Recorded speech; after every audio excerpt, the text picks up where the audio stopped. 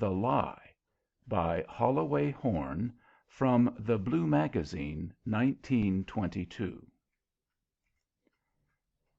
The hours had passed with the miraculous rapidity which tinctures time when one is on the river, and now overhead the moon was a gorgeous yellow lantern in a grayish purple sky.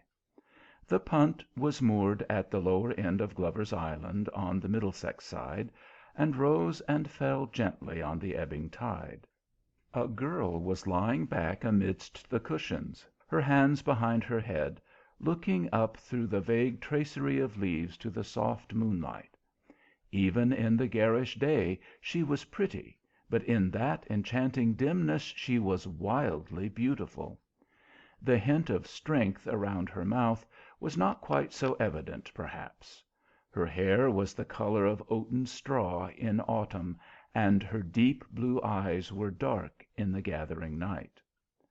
But despite her beauty, the man's face was averted from her. He was gazing out across the smoothly flowing water, troubled and thoughtful. A good-looking face, but not so strong as the girl's, in spite of her prettiness, and enormously less vital. 10 minutes before he had proposed to her, and had been rejected.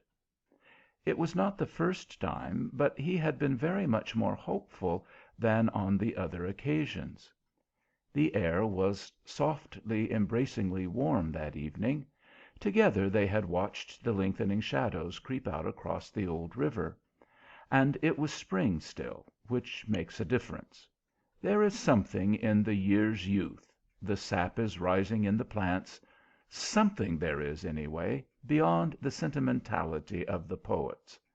And overhead was the great yellow lantern gleaming at them through the branches with ironic approval.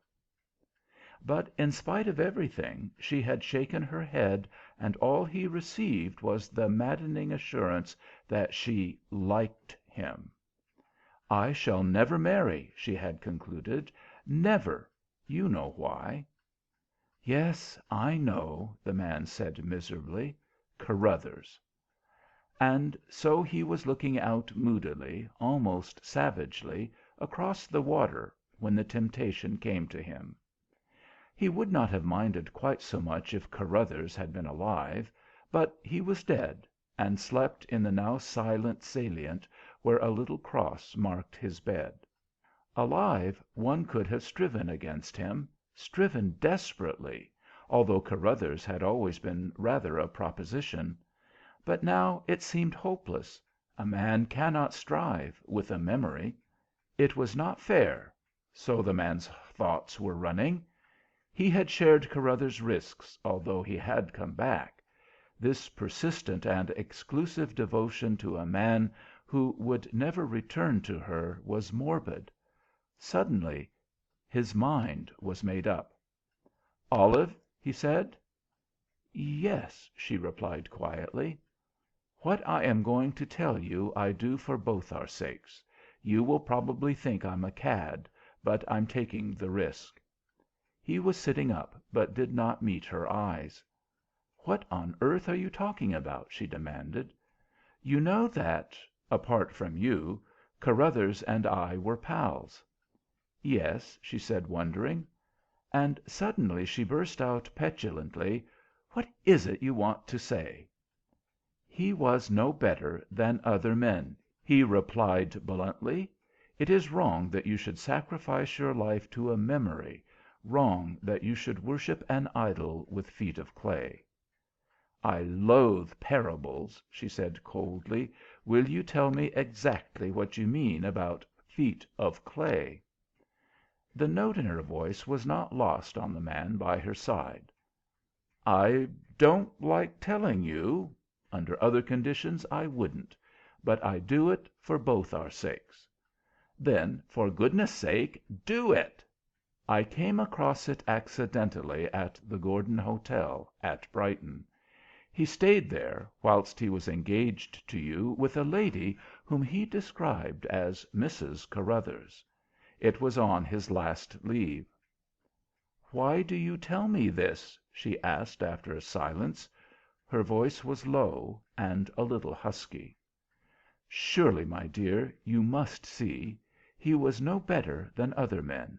The ideal you have conjured up is no ideal.